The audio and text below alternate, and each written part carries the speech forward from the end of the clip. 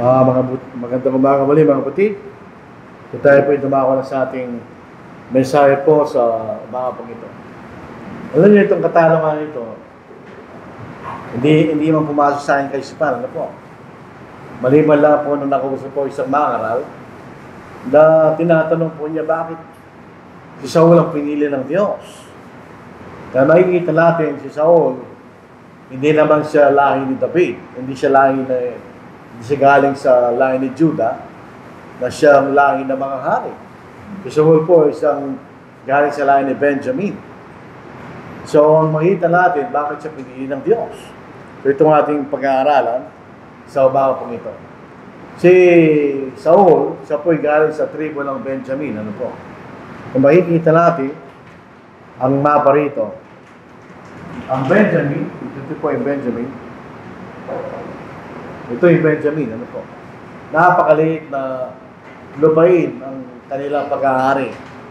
Ito po yung labing dalawang kan na ni Jacob, ng Israel. 12 yan, di ba?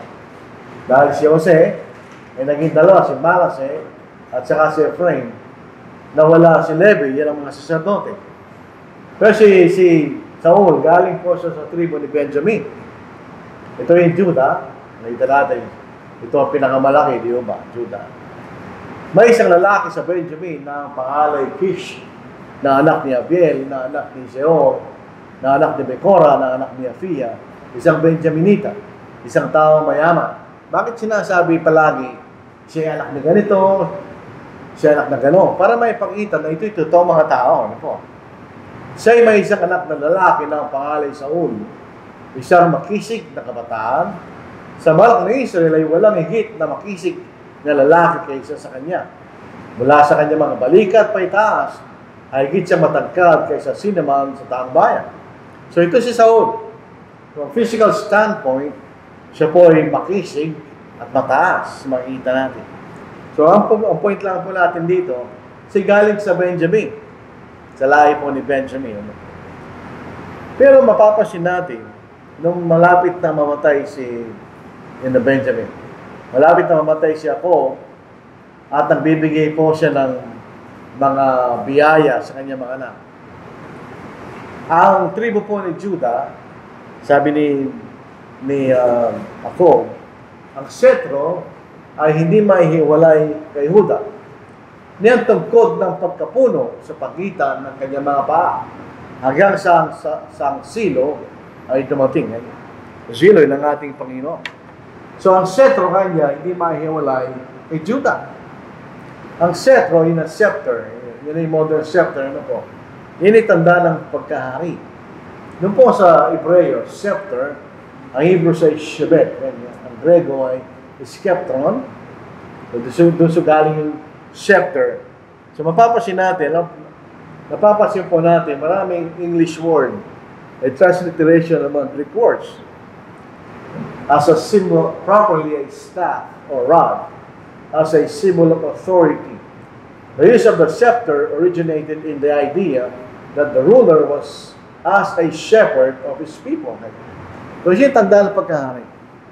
Sabi-sabi, nakikita natin yung mga modernong hari, meron silang tanan-tanan sa kailang kamay, di ba?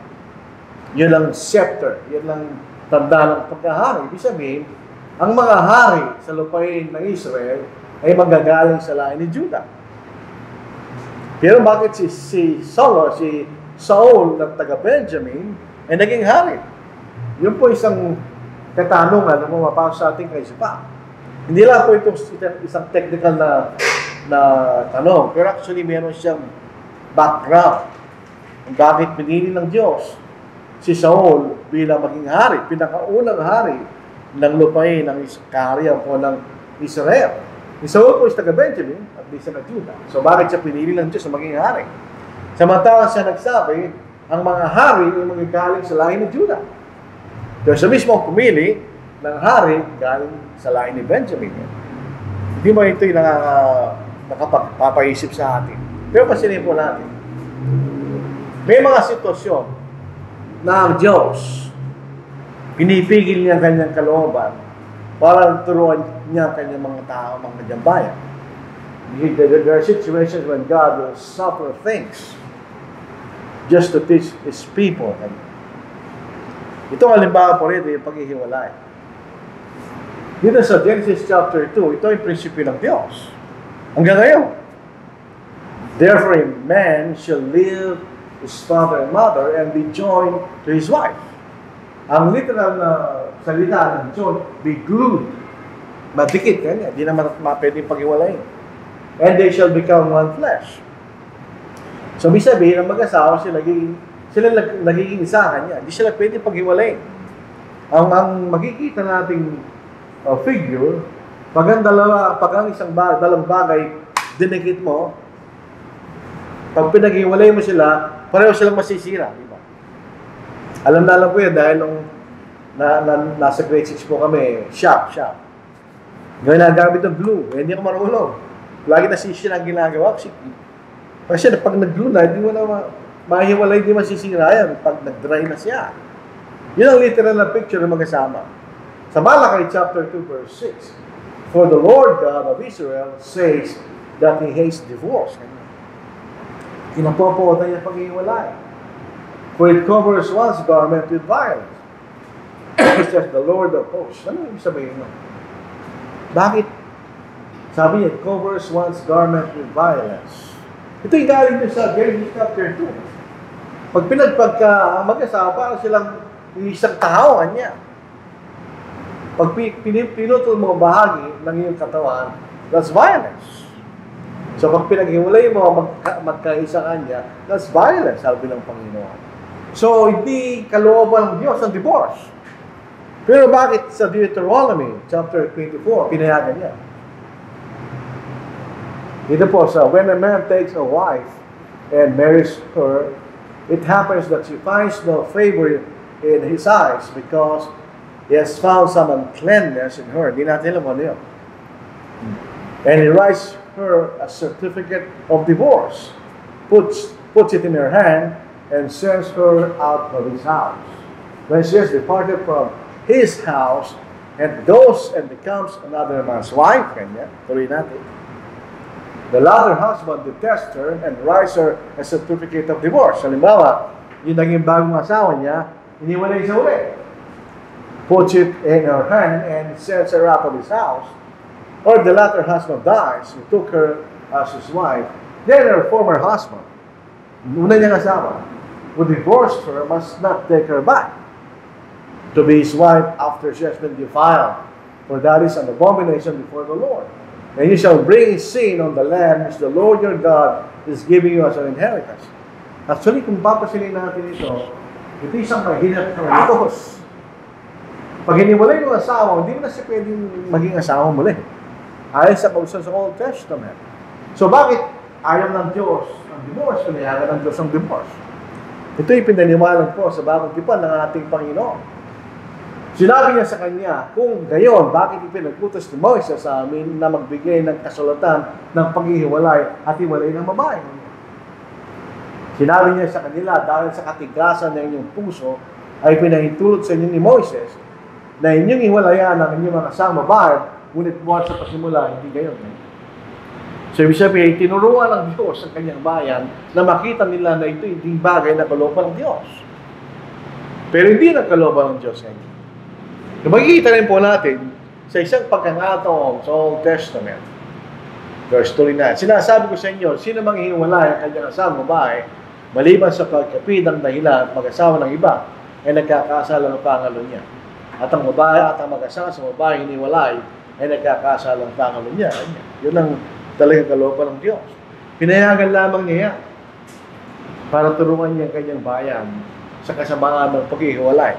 Late sa kasaysayan po ng Israel, namating sila sa isang punto, sa isang point, na gusto nila magkaroon ng isang taong hari. Ang hari ng Israel ay ang Diyos. Pero dumating sila sa punto na gusto nila magkaroon ng isang taong hari. Nagkaroon sila ng ganong kaisipan. Basahin natin. At kaya sinabi sa kanya, sa Samuel, ikaw ay matanda na at ang iyong mga anak ay hindi sumusunod sa iyong mga daan. Ang isang common na kaugalian ng mga namumuno sa bansang Israel, siya ay corrupt. Hindi tayo nagtataka bakit corrupted ng ating mga ilang namumuno sa atin. Kahit sa bansang sila, ganun sila eh. Humirang ka ngayon para sa amin ang isang hari upang mamahala sa amin gaya ng lahat ng mga bansa. Later na makikita natin ang layunin ng Diyos nang piliin niyang bansang Israel para ito'y maging iba sa mga bansa. Pero gusto nila maging katulad ng mga bansa. Ngunit tumanggi makinig ng bayan sa piling ni Samuel at kailang sinabi, hindi. Kundi magkakaroon kami ng hari upang kami naman ay maging gaya ng lahat ng mga bansa at upang mamahala sa amin ang aming hari at lumabas sa unahan namin at lumaban sa aming mga digmaan. Ganyan. So, ibig sabihin, hindi namin nakikita ang Diyos. Hindi siya lumalaban sa unahan namin. Gusto namin maging katulad ng mga bansa kanila. So, gusto nila magkaroon ng isang tao na hari na nangunguna sa labanan. Yun ang gusto nila. Yun ang kalooban nila. Laban sa kalooban ng Diyos. At ito po yung laban sa kailang pakikipagkatipan sa Diyos. Kaya sabi rito, now therefore, ginamit ko yung King James sa isang dahilan. Now therefore, if ye will obey my voice and deed, and keep my covenant, then ye shall be a peculiar treasure. Peculiar, iba. Distinct. Unto me above all people, for all the earth is mine. And ye shall be unto me a kingdom of priests and a holy nation. Ako tatanungin niyo, mas gusto ko pa English na ito eh. Kasi pagdating sa you, very specific yung plural na you as a subject. Ye, kanya. Pag singular, thou. Sa atin, puro you eh. Hindi mo alam kung plural, singular. Kailangan pa tingnan yung context ng singular, plural ng you. Tsaka yung distinct yung you nila. So makikita natin, yan ang gusto ng Diyos, sila maging iba. Iba lahat. Ibang Diyos, ang ari nga ay Diyos. Ibang kailang pagdadamit, ibang kailang pagkain, ibang kailang kautusan, ibang kailang pagsambahan niya. Kasi sila iba. Pero ang gusto ng bansang Israel, maging katulad sila ng mga bansa. So sila yung lumalabag sa kailang pagkikipagkasundo sa Diyos sa isang covenant. Pinaliwanag po ng Diyos kay Samuel, sabihin mo sa kanila, ito ang magiging pag-uugali ng kailang hari. Silin natin kung gaano kagastos ang magkaroon ng isang hari. Kalungin niyo budget ng hari ng England. Napakalaking budget niya. Laking gastos. Pinabayaran ng mga British. Hindi mo alam bakit gusto nilang magkaroon pa ng hari. Napakamahal. Sinabi niya ito magiging mga palakad ng hari na maghahari sa inyo. Kanyang kukunin ang inyong mga anak at kanyang ilalagay sa kanyang mga karwahe upang maging mga ngabayo na tatakbo sa unahan ng kanyang mga karwahe. Siya'y hinihirang para sa kanya ng mga pinuno, ng libo-libo at mga pinuno na tigil-50, at ang iba ay upang mag-araro ng kanyang lupa at lumapas ng kanyang ani, at upang gumawa ng kanyang mga kagamitan pandigma at mga kagamitan ng kanyang mga karwahe. Kanyang kukunin ang inyong mga anak na babae upang maging mga manggagawa ng pabango, mga tagapagluto at mga magtitinapay. Kahit na sinabi ito sa kanila, iba pa rin ang kanilang kaisipan. Sabi nila, and the Lord said to Samuel, heed the voice of the people in all that they say to you, for they have not rejected you, but they have rejected me, that I should not reign over them. And siya maging hari. According to all the works which they have done, since the day that I brought them out of Egypt, even to this day.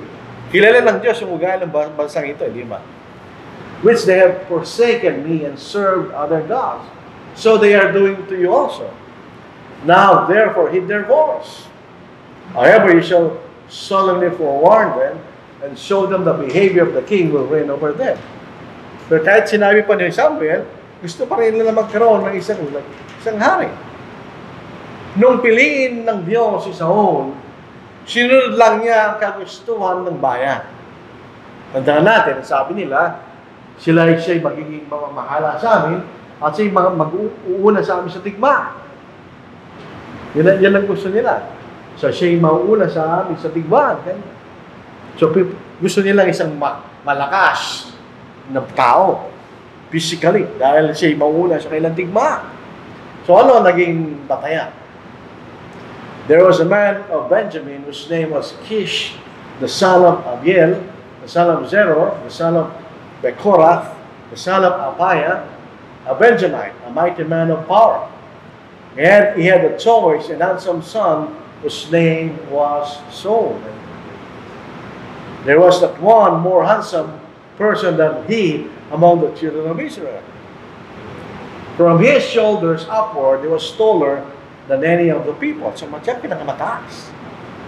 So they ran and brought him from there, and when he stood among the people, he was taller than any of the people from his shoulders upward. And Samuel said to all the people, "Do you see him whom the Lord has chosen? There is none like him among all the people." So physically, makikita natin, siya ang siya gwapo, siya yung pinakamataas, siya yung pinakamakisik. So from physical point of view, siya makapangyarihan. Yun ang makikita natin sa karakter ni Saul. So yan ang ginamit ng Diyos. Gusto ng Israel na magkaroon sila ng taong hari, katulad ng mga bansa. Marahil yung mga hari, na yung mga bansa, ganun sila. Makapangyarihan, malakas, etc. So sinunod ng Diyos na gustuhan nila. So yun ang gusto nyo kanya, yan ang ibibigay ko sa inyo. Ang Diyos po natin, hindi sa mahirap kausap. Kung anong gusto mo, yan ang ibibigay niya sa iyo. Kung tayo magiging matigas ang ulo at tayo sumunod sa Kanya, yan ang ibibigay niya sa iyo. Yan ang gusto mo, hindi gawin mo yan. Later, hindi kayo mapaparusahan. So, ano nangyari dito? Later on, he was rejected by God. Dahil hindi siya makikita natin, nung sabihin ni Samuel, dati wala ka naman, ganyan. Ginawa ang hari ng Diyos. So, siya ginawa ang kapangyarihan ng Diyos. So, anong ginawa ni Saul? Siya'y lumabag sa kalooban ng Diyos. Sabi po natin. Ang salita ng Panginoon ay dumating kay Samuel na sinasabi, ikinalulungkot ko na ginawa kong hari si Saul sapagkat siya'y tumalikod sa pagsunod sa akin at ditong tinupad ang aking mga utos. Nang dumating si Samuel kay Saul, sinabi ni Saul sa kanya, pagpalain ka naman ng Panginoon, tinupad ko na ang utos ng Panginoon. Ito rin po natin makikita isang aral sa pagsunod. Ano bang ibig sabihin na kayo sumunod? Ang utos ng Diyos kay Saul, patayin mo lahat, ang mga Amalekita, lahat, kanya, hayop, mga babae, yung mga bata, lahat patayin, pati hari. Patayin mo sila lahat, sabi ng Diyos. Muli sinabi ni Samuel, ano kung gayon nagkahulugan nitong iyakan ng tupa at mga ungal ng mga baka na aking narinig? Kung pinatay niya lahat, narinig ko niya. Sinabi ni Saul, sila'y dinala nila mula sa mga Amalekita sapagkat itinira ang taong bayan na pinakamabuti sa mga tupa at baka upang ihandog sa Panginoong Diyos. Ang nalabi ay aming pinuksang lahat. Hindi nangutos ng Diyos.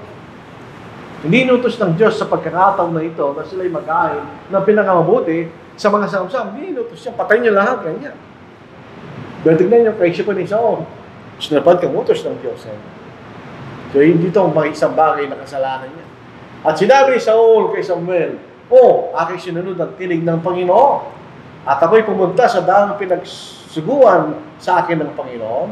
Aking dinila si Agag na hari ng Amalek at aking pinatay ang lahat ng mga Amalekita. Ngunit ang taong bayan ay kumuha mula sa mga samsam, sa mga tupat baka ng pinakamabuti, sa mga itinalagang bagay upang ihandog sa Panginoong Diyos sa Gilgal. Mabuti lain nila. Siya ay nagkaisipan. Hindi siya kaisipan ng Diyos.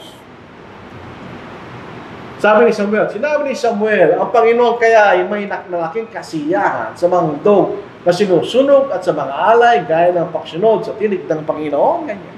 May pagkakataon na inutusan sila ng Diyos na mag-alay. Totoo yun. Pwede siya pagkakataon na ito. Tiyak ang pagsunod ay mabuti kaysa alay at ang pakikinig kaysa sa taba ng mga tupang lalaki. Sapagkat ang paghihimagsik ay gaya ng kasalanan ng pagkukulang. At ang katigasan ng ulo ay gaya ng katampalasaran at pagsamba sa mga Diyos-Diyosan. Sapagkat itinakwil mo sa salita ng Panginoon, itinakwil ka rin niya sa pagiging hari. So makikita natin, ano naging bunga nitong haring ito. O siya ay malakas, siya makisig, siya mataas sa lahat ng tao, pero hindi siya masunurin sa Diyos. Siya nagpakita ng halimbawa ng pagsuway sa Diyos. At wala siyang pamamahala sa kanyang bayan. Bakit? hindi sila sumunod sa kanya eh. Siya sumunod sa bayan. Di ba? Dapat sana siya yung hari, huwag niyong gawin yan. Hindi yan ang utos ng Diyos. Pinayagan niya. So ito ba siya naging mabuting mamamahala? Hindi. Siya ba yung mabuting leader? Hindi rin. Makikita natin later on, ng mga Pilistino, Philistines, ay nag-iipagdigma sa bansang Israel. Andun si Goliath, napakalaki. Nasaan si Saul? Siya ba yung nasa kailang unahan? Wala naman. Takot din siya katulad ng kanyang bayan. So hindi makikita natin, hindi siya naging mabuting hari, mga kapatid. At ang pinili ng kapalit ay si David. Si David ay lahi ng Judah, makikita na. Siya ay anak ni Jesse. At sila po ay 8 magkakapatid. 8 magkakapatid niya. Ito yung mga kapatid ni David. Ano po? 8 sila. Tingnan yung mga pangalan nila. Siguro wala kayo pipiliin dyan sa anak niyo, yung mga anak niyo. Ito yung mga pangalang mga Hebreo. Yung tatay lang po natin. Ayan, si Abinadab. Tapos si Eliab. Tapos si David. Bunso si David. Yan lang lahat ng mga anak ni Jesse. So nung ang Diyos ay pumili ng kapalit ni Saul, ipinakita lahat yung mga anak niya ni Jesse. At si Eliab, katulad ni Saul, ay makisig at mataas. Pero hindi siyang pinili ng Diyos. Ang pinili ng Diyos ay si Haring David. Bakit? Sayin po natin. Ngunit sinabi ng Panginoon kay Samuel, huwag mong tignan ang kanyang mukha o ang taas ng kanyang tindig sapagkat itinakwil ko siya. Yan si Eliab, yung kasunod ni David. Sapagkat hindi tumitingin ng Panginoon na gaya ng pagtingin ng tao kanya. Sabihin yung pagtingin ng bansang Israel sa isang hari, hindi ng pagtingin ng Diyos kanya. Ang tao ay tumitingin sa panlabas ng Diyos. Ngunit ang Panginoon ay tumitingin sa puso kanya. Sabihin, this time, sabi ng Diyos, hindi ko na susundin ang bayan. Susundin ko ang tama. Ang pipiliin ko ang hari ay yung may puso, katulad ng puso ko kanya. Dito po sa verse 13. Kaya kinuha ni Samuel ang suway ng langis at binuhusan siya sa gitna ng kanyang mga kapatid. At ang Espiritu ng Panginoon ay dumating na may kapangyarihan kay David mula sa araw na iyon. At tumindig si Samuel at pumunta sa Rama. So siya pinili ng Diyos, hindi sa physical na karakteristik ni David, kundi sa kanyang puso kanya. Siya tumuting sa puso, sabi ng Diyos. So yun ang pagtatamang makikita natin tama. Kay Samuel, Saul, hindi magpapatuloy ang kanyang kaharian. Ito sabi ni Samuel sa kanya, but now your kingdom shall not continue. Hindi na siya hari, si Saul. The Lord has sought for himself a man after his own heart. So ang puso ni David ay katulad ng puso ng Diyos. And the Lord has commanded him to be commander over his people because you have not kept what the Lord commanded you. So, iba na ngayon ang Diyos. Pinili niya si David. At si David ay galing sa lahi ni Judah. Ito ay, at ang ating Panginoon ay nanggaling kay David. So, makikita natin dito, pinili niya ang Diyos si David dahil sa kanyang puso kanya. Meron siyang pananampalataya sa Diyos. Hindi katulad ni Saul. Saul, sumuway siya. Makikita natin. Tama ba ang pagpili ng Diyos? Makikita natin. Ano yung puso ni David? Ang puso ni David, makikita natin nung siya'y nakipaglaban kay Goliath. Kaya meron tayong kasabihan, David versus Goliath. Pagka magkalaban, di sila equal. Di ba? Pagka malakas yung isa, parang David and Goliath naman yan. Kaya natin. Pero tingnan ninyo ang puso ni David. At pagkatapos ay sinabi ni David sa Filisteo, lumalapit ka sa akin na may tabak, may maliit at malaking sibat, ngunit ako'y lumalapit sa iyo sa pangalan ng Panginoon na makbo, ang Diyos na makbo ng Israel, dahil yung inahamon kanya. Ikaw kanya, yun ang dala mo kanya. Ako, dala ko ang Panginoon. Sabihin, hindi ko dala ang aking kapangyarihan, dala ko kapangyarihan ng Diyos kanya. Dito natin makikita ang pagtitiwala at pananampalataya ng David sa Diyos. Sipin po natin, una siya'y bata.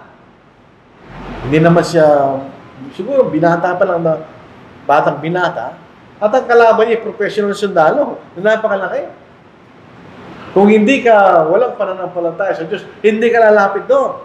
Katulad ng buong hukbo ng Israel, hindi sila lumalapit, takot sila. Sa araw na ito, ibibigay ka ng Panginoon sa aking kamay. At ibubuhol kita. At pupugutin ko ulo mo. Ibibigay ko ang mga bangkay ng hukbo ng mga Pilisteo sa mga ibon sa ipapawid at sa mababangis na hayop sa lupa sa araw na ito upang malaman ang buong lupa na may Diyos sa Israel.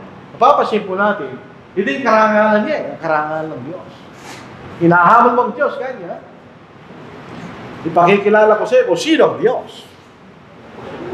At upang malaman ang buong kapuluhan ito na hindi nagliligtas ang Panginoon sa pamagitan ng tabak o walang siba. Ang labanang ito ay sa Panginoon at ibibigay niya kayo sa aming kamay. Ano ang puso ni David?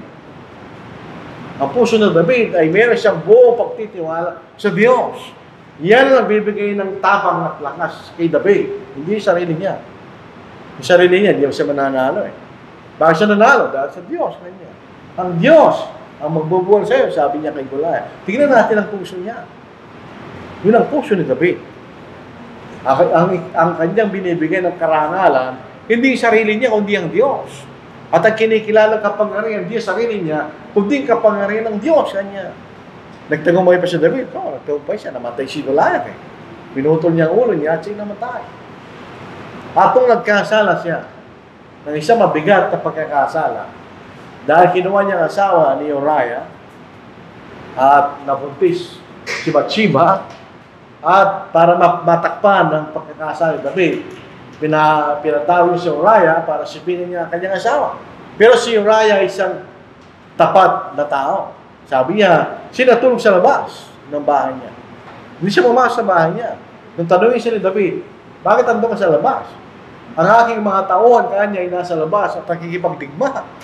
Bakit ako papasok sa aking bahay kanya? So hindi din nagtagumpay si David sa layo niya maitago yun ang ginawa nila. So pinapatay niya si Uriah. Ngayon, nung ginamit ng Diyos si Nathan na isang propeta para maipakita sa David na nagkasala siya. Sa isang parabol, talinaga kanya. May isang pobreng tao na may kaisa-isang kanyang babaeng batang tupa kanya, na naalagaan niya na parang kanyang anak. At ito'y natutulog na katabi niya kanya. At may isang mayamang tao na napakaraming tupa kanya, at nung nagkaroon siya ng panauhin, kinuha niya yung kaisa-isang tupa kanya nitong pobreng tao. Sabi ni David, dapat mamatay yung tao yun. Sabi ni Nathan, ikaw yung tao yun. Diyan may baksik yun, may mahirap na sitwasyon yun. Tandaan natin siya isang hari. Yun ay propeta lang. May makapangyari siya, physically, laban doon. Pwede niya ginawa yan, sabi niya. So David said to Nathan, hindi siya nagalit kay Nathan, I have sinned against the Lord. Kung mapapasin natin, yung dahilan ni Saul, ang dinadahilan niya yung tao. Hindi siya yung nagkamali. Si David, tinanggap niya ang kanyang pagkakamali. I have sinned against the Lord. And Nathan said to David, the Lord also has put away your sin. Dahil siya yung nagsisi, and you shall not die. Ang talagang parusa doon, kamatayan. However, because by this deed you have given great occasion to the enemies of the Lord to blaspheme, the child also is born to you shall surely die. Then Nathan departed to his house. Kaya kita natin kung tutuloy mo ka sa isa, tinanggap ni David yun. Na mag-asa pa siya na mabubuhay yung kanyang anak. Yan, namatay rin. Mabasin na, ang puso ni David. Tinatanggap siya, may pagpapakamubanan niya. Ako'y nagkakasala laban sa aking Panginoon. Yun ang puso ni David. Pangatlo makita natin, siya nagtagumpay. Ang problema lang sa bansang Israel ay nanggaling sa mga bayan na hindi na sinako. Pero si David, tinupad niya yung tipan ng Diyos kay Abraham. Dahil ito ang pinaka-extent ng kaharian ni David. Tingnan ninyo, kahit sa panahon natin ngayon, mas malaki itong Israel ito kaysa sa Israel ngayon. Mas malaki ito, ito mula sa Sinai hanggang sa Euphrates. Basahin po natin. 2 Samuel chapter 8. David also defeated Hadadezer, the son of Rehob, king of Zobah, as he went to recover his territory at the river Euphrates. So, nakuha niya yung territory doon, nakuha niya muli. So, David reigned over all Israel, and David administered judgment and justice to all his people. Ang nangyari sa bansang Israel, bago siya na nagkanong na hari, meron siyang tinatawag na judges.